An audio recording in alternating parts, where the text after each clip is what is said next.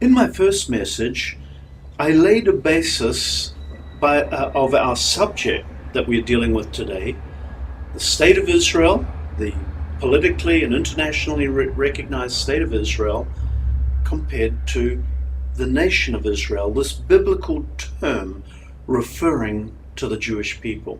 And I said that it was so important for us, first of all, in order to lay foundations correctly, we needed to define our terms. So, what I would like to do now is simply say that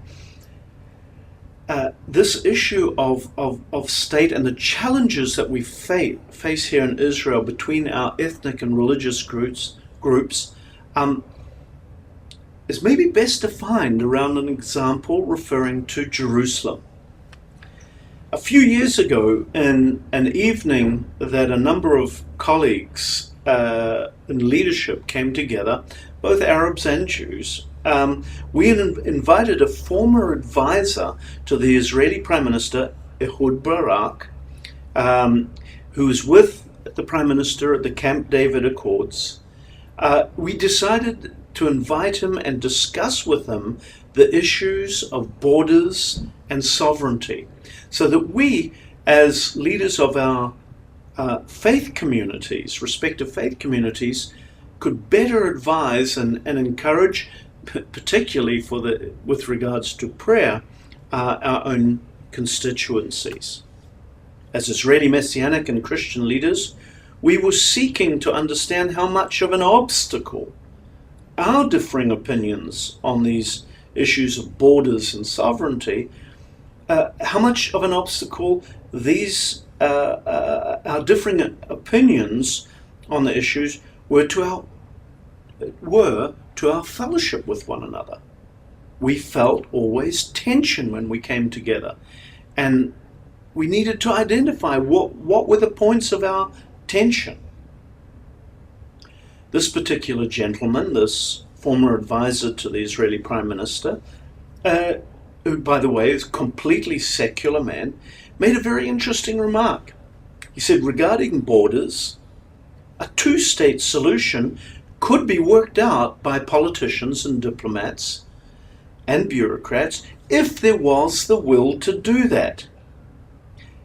All except for the old city of Jerusalem, the holy sites encased within the old city of Jerusalem. This, he said, can only be dealt with by religious leaders, by you guys. It was very interesting for us and very challenging for us to hear this from this secular Israeli political analyst. He knew, and his colleagues were aware that this ancient issue of the old city and its holy sites, so important to these three monotheistic religions of Judaism, Christianity, and Islam, with something that the religious leaders needed to sort out in terms of finding some basis of cooperation. Now I'd like to move in the direction of laying down a little bit of historical background. Please be patient with me, because I think this developing the background is going to be very important for us in really understanding what our true challenges are. The concept of Judenstaat, the Jewish state, was in fact a brainchild of an Austrian Jew by the name of Theodor Herzl and his colleagues, of course, at the end of the 19th century. These men were avowed atheists. An important thing to note. They didn't believe in God. They rejected the concept of a God.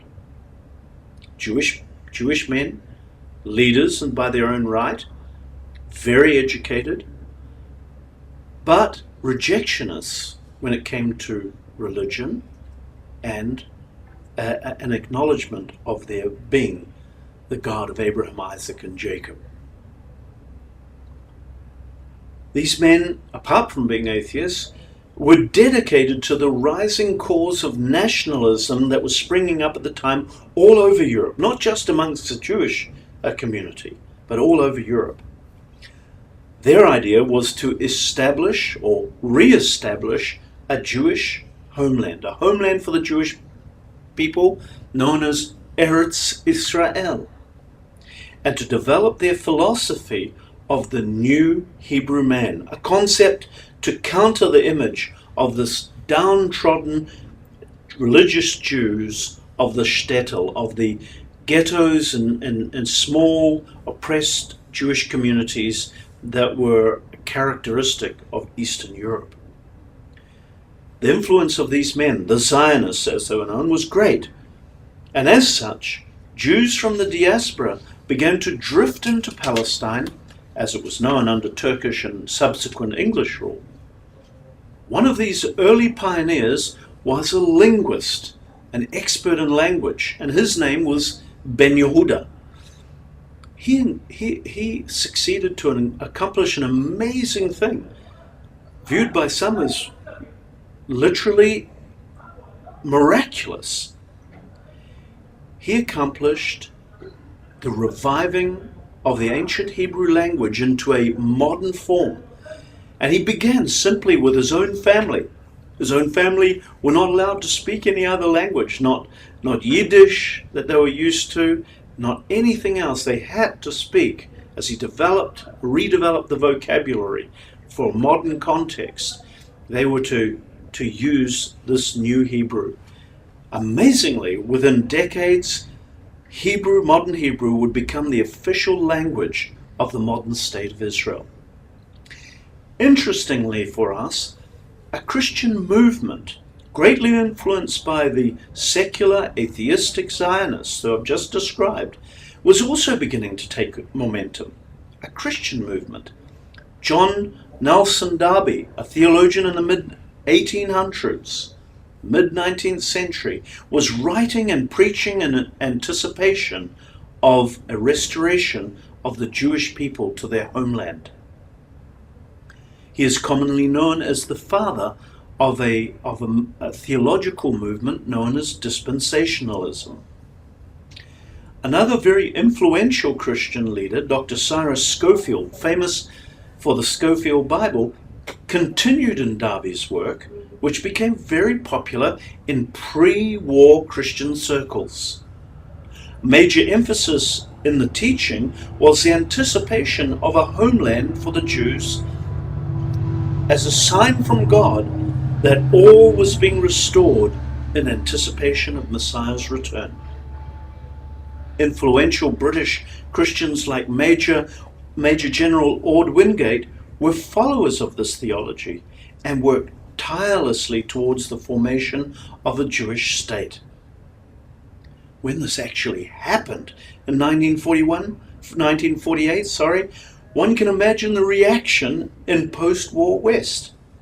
Many church movements saw this as no less than prophetic and even endeavored to help God in the task of getting the Jews home, became proactive in many efforts and initiatives for getting the Jewish people back to their homeland, raising funds. So somewhat similar to what we saw a few years ago, 15 years or so ago, with Christian Zionist movements taking enormous initiative in bringing Jews back from the former Soviet Union to Israel. Ships were bought and airplanes were hired, and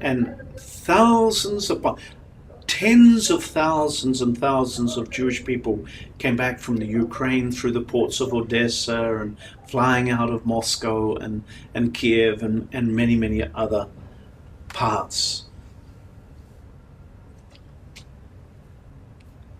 What is interesting for us to note that in these early days, as the early Christian Zionists were also beginning to take momentum and help with the secular Zionist efforts in bringing Jewish people back to their homeland, in the meantime, a large Arab Christian population in the Holy Land was largely forgotten by the Christian West, despite the fact of their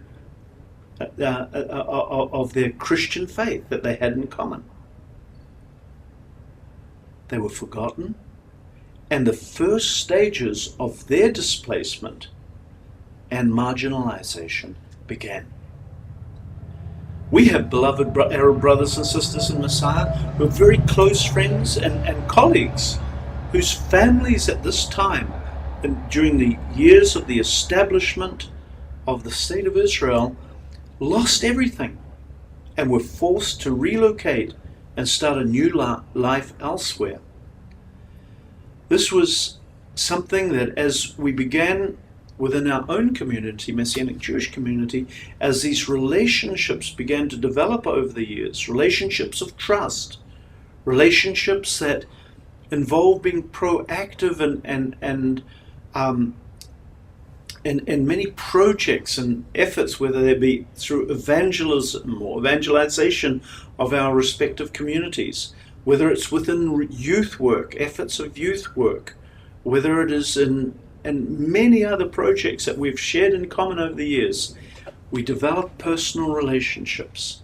And as the trust rises, also we began to share some of the difficult things we carry, the painful areas of our hearts. One particular colleague and his wife have shared with me recently a beautiful story, tragic, but with a wonderful sense of beauty in it. They were, their family were residents of the city of Beit Shan in the heart of the Jordan Valley. And as the years approaching Israel's formation and declaration as a state, 1948, the Jewish militias who were defending and fighting for this formation to occur, they came into the area of Beit Shan, and as the fighting developed around, they came into the town and announced to everybody that the city of Beit Shan would have, this is a very ancient city, as you know from your Bibles, would have to be evacuated. It was a Jewish city. I beg your pardon. It was an Arab city, and so it would have to be evacuated. So, in fact, this one particular family I'm speaking about, there were 8 brothers and sisters, and they were given an hour, 2 hours maximum to gather whatever belongings they could, and then to get on to transport. And those that were Christians were to be transferred to the city of Nazareth, and those who were Muslims from the city were transferred across the Jordan River into the state which became Jordan today. One of the, I say, is a tragic thing, and interestingly enough, this family until today have never, or the particular individual I'm speaking of, has never actually been back to Beit Shan to see where her family comes from, and it's just the tragedy of it. The beauty of it was that the grandfather, who was the father of the home at that time with his 8 children, was a fine Christian, and he taught his children that despite this tragedy, that it was so important to forgive and to move on and to make a new life. And this was something that he spoke about over and over and instilled in the hearts of his kids. Until this day, that family, despite the pain that they recognize, the displacement they recognize, the marginalization they suffer from, they understand that God's plan for them is greater, and God's plan for the Jewish people was greater than their own pain. So they made choices to forgive, and they made choices to link in full fellowship with their Jewish brothers and sisters who at times are less sensitive and less understanding of their plight and the pain that they would carry. And yet this fellowship occurs, and today we see enormous fruit from the decisions made by that Christian family. And this is one example of so many.